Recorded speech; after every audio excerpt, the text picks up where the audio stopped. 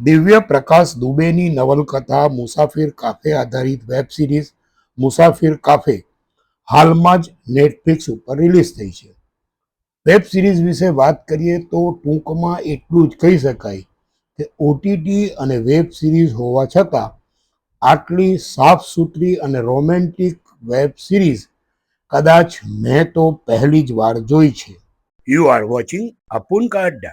લેખક બનવા માંગતા સોફ્ટવેર એન્જિનિયર ચંદર, લગ્ન માટે તેને જોવા કે મળવા આવેલી વકીલ સુધા અને પહાડમાં પોતાનું કાફે ચલાવતી પ્રીતિ, આ ત્રણ વચ્ચેની સ્ટોરી એટલે મુસાફિર કાફે. પાછું આ કાફે પણ એવું કે ત્યાં માત્ર ચા નાસ્તો કે કોફી જ ન મળે, પણ પુસ્તકોનો બહુ જ મોટો ભંડાર મળે. એટલે આ કાફેમાં આવનારને ચા કોફીની સાથે પુસ્તકોનો પણ લાભ મળે.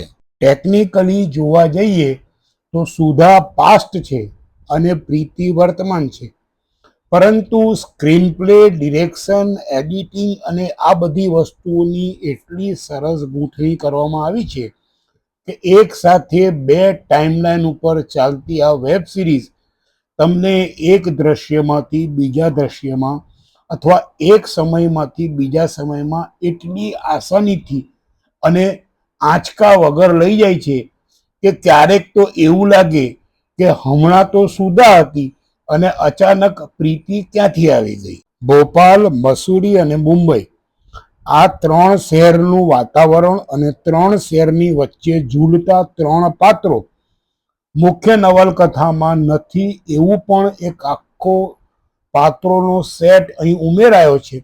હું એની એટલા માટે વિગતવાર વાત કરતો નથી કારણ કે મારે તમને વાર્તા બધી જ નથી કહી દેવી, પણ એક વસ્તુ કહી શકાય કે આ વેબ સિરીઝ ગરમ કોફીના કપ જેવી છે જે ધીમે ધીમે આગળ વધે અને મનને શાંતિ આપે. સ્લો બર્ન પેસને કારણે ધીમી ગતિએ ચાલતી આ વેબ સિરીઝ સાઈફાઈ અને હાઈફાઈ વેબ સિરીઝ ફિલ્મ જોવા માંગતા લોકોને, દર્શકોને કદાચ ધીમી લાગે, નિરાશ કે નારાજ પણ કરે, પરંતુ જેમને ખરા અર્થમાં સારી રોમેન્ટિક વેબ સિરીઝ જોવામાં રસ હોય, સુંદર અભિનય, બહુ જ સરસ ડિરેક્શન અને પટકથાના સુંદર આયામને તમારે માણવો હોય તો આ વેબ સિરીઝ જોવી જ રહી.